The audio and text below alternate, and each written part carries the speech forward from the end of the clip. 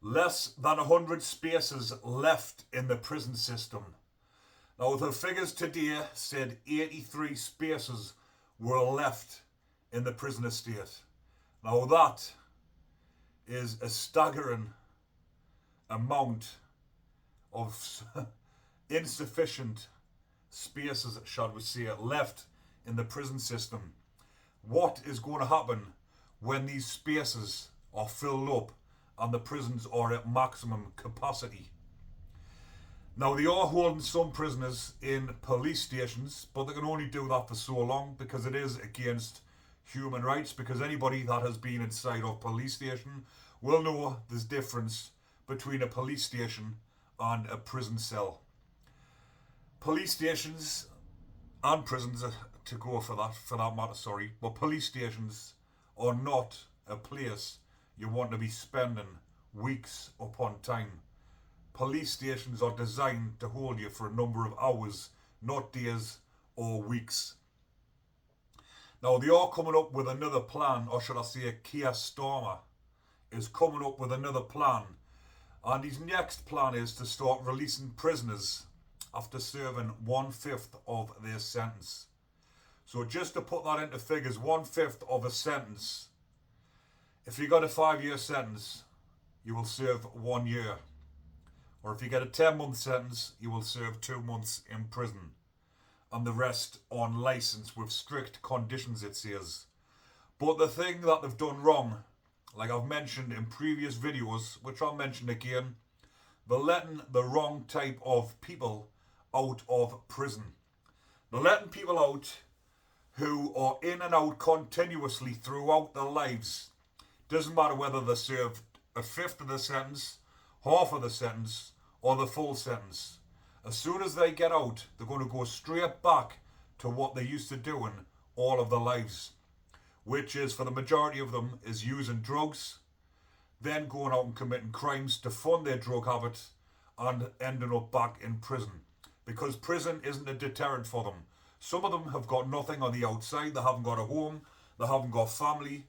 Their only family is their prisoners inside of prison, who they can relate to and get on well with, and they feel at home in prison. They feel safe and secure, and they're fed. So these type of prisoners that they're letting out early are going to be taking advantage of this situation and thinking, well, if we're not going to be getting sent to prison for shoplifting £100 or £200 worth of goods, then we'll go out every day and do that.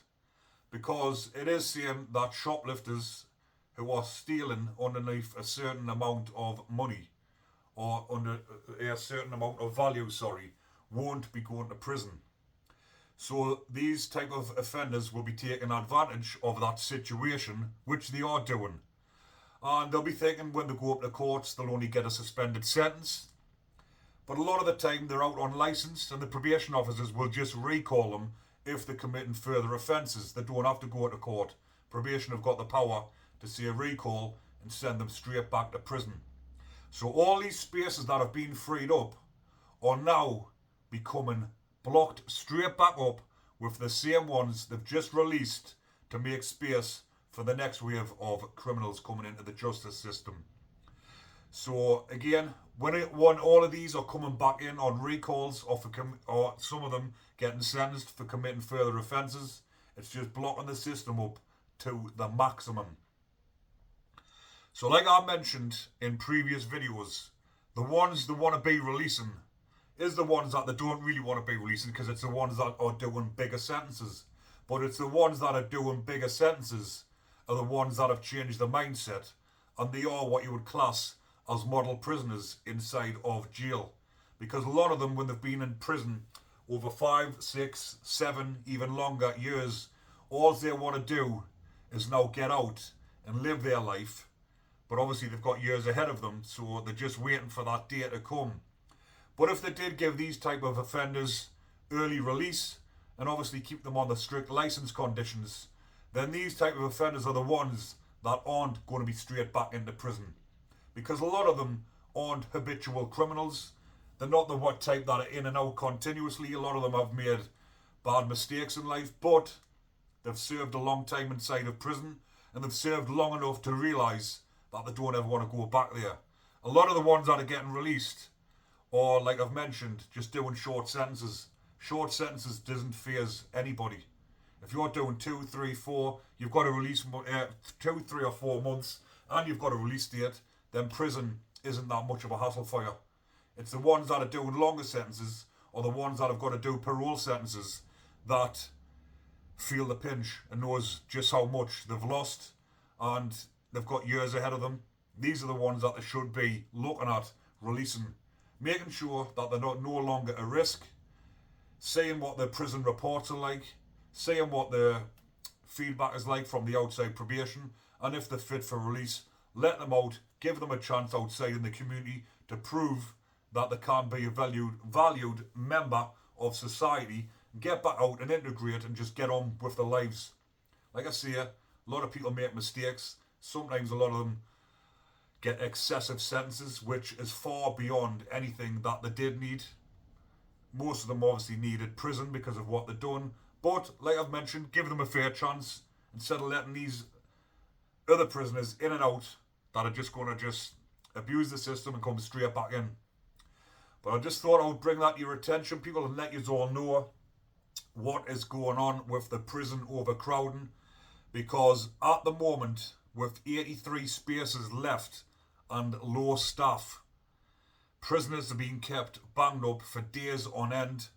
The prisons are becoming at boiling point, and it's only a matter of time before something drastic happens inside the prison system that is going to escalate and things will get out of hand. Because when you're keeping that many prisoners banged up continuously for days on end, they're all becoming stressed, they're becoming anxious, they're becoming restless, and they're going to end off, well, they're not going to end off, they are kicking off, because I've heard it from first hand from people that have been released and people that have been commenting and telling us exactly what's going on. The prisoners are themselves at boiling point, and if the prisons are going to be at maximum capacity, which actually already is, but I mean with another 83 prisoners on top of that and the low staff, then prisons are at boiling point.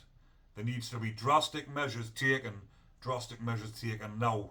They're doing the wrong way, or they're planning the wrong way about it by releasing the wrong type of offenders. But as I'm on the subject, I've spoken about it previously, the IPPs are the ones that need to be looking into and getting them released.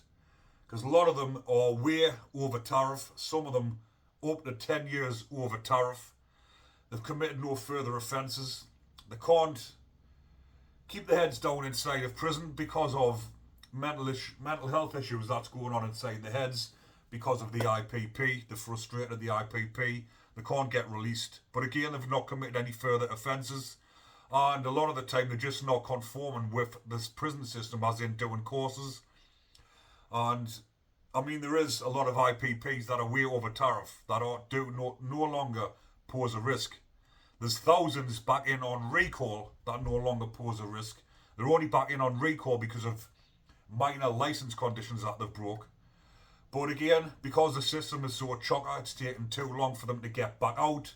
The parole hearings are taking forever because it's that backlog. There's thousands of IPPs stuck inside the prison system. And all of these thousands of IPPs, if they try and fast track them, like they've done with the protesters, fast tracking them into prison, fast track the IPPs, put an action plan into place, get them back out, free up the spaces, then problem is solved. But I'll leave that one there for now, people. And as usual, if you're enjoying the content, remember to comment, like and subscribe. Take care, everyone.